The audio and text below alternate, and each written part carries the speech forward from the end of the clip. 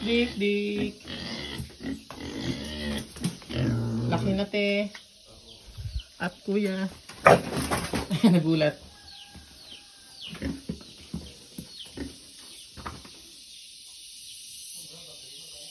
Dik, dik. Dik, dik.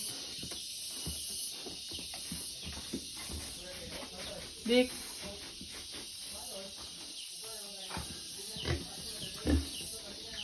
Ito yung nawawala yung kanyang mata. Dito sa kanyang tenga. Ano kasi mata niya dati? Sobrang, yung mata malaki. Pag yumuyo ko, natatabunan yung kanyang mata. Tingnan mo, Teo. Yan.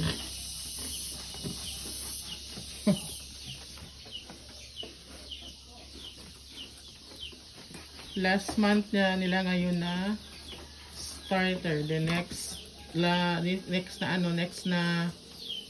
na feeds is mag-start na sila ng grower. Ayan, so this is the last month of